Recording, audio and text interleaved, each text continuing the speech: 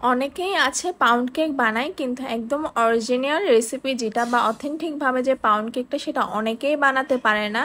তো সেদিন আমি বানাচ্ছিলাম আর চিন্তা করলাম আপনাদের সাথে একটু শেয়ার করি। আমি যে রেসিপিটা বানাচ্ছি এই রেসিপিতে যদি আপনি পাউন্ড কেক একদম পারফেক্ট মাপে বানান তাহলে আপনার কেকটা একদমই দোকানের বেক মতোই কেকটা হবে। আমি এখানে প্রথমে 90 গ্রাম বাটার নিয়ে নিয়েছি আর তারপর নিয়েছি হাফ কাপ পরিমাণ চিনি। আপনারা যদি দোকানের কেকের মতো টেস্টটা পেতে চান তাহলে এখানে আপনারা বাটারে ব্যবহার করবেন, তেল ব্যবহার করবেন না। তেল ব্যবহার করলে কেকের টেস্টটা অন্যরকমই হয়, কারণ তেল আর বাটারের দুইটাই আলাদা আলাদাই টেস্ট থাকে।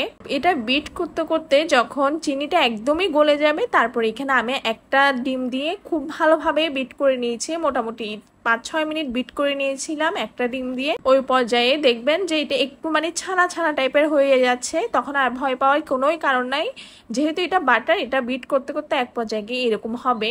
এরপরে আরো একটা ডিম দিয়ে বিট করে নিচ্ছি। দুইটা ডিম একসাথে ব্যবহার করবেন না, আলাদা আলাদা করে ব্যবহার করবেন। এখানে বিটারের স্পিডটা মিডিয়াম রেখেই বিট করবেন। আর একটা জিনিস খুব ভালোভাবে শিওর হয়ে নেবেন যেন চিনিটা গলে যায়। আপনারা চাইলে পাউডার সুগার যেটা আছে সেটা ব্যবহার করতে পারেন, কিন্তু আমি একদম সরাসরি চিনির দানাটাই ব্যবহার করেছি, যেটা একদম ছোট সাইজের হয় দানা, ওইটাই ব্যবহার করেছি।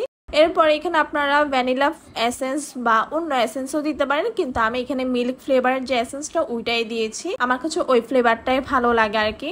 এরপর এখানে 1 কাপ ময়দা এবং 1 টেবিল স্পুন বেকিং পাউডার নিয়েছি। এগুলো খুব ভালোভাবে আস্তে ধীরে মেশাবেন। আমি 2 বারে মিক্স করে নিয়েছি। এছাড়া আরেকটা কথা বলে দিই, আমি তো এখানে হাফ কাপ পরিমাণে চিনি ব্যবহার করেছি। আপনারা চাইলে একটু বাড়িয়েও নিতে পারেন বা চাইলে একটু কমিয়েও নিতে পারেন।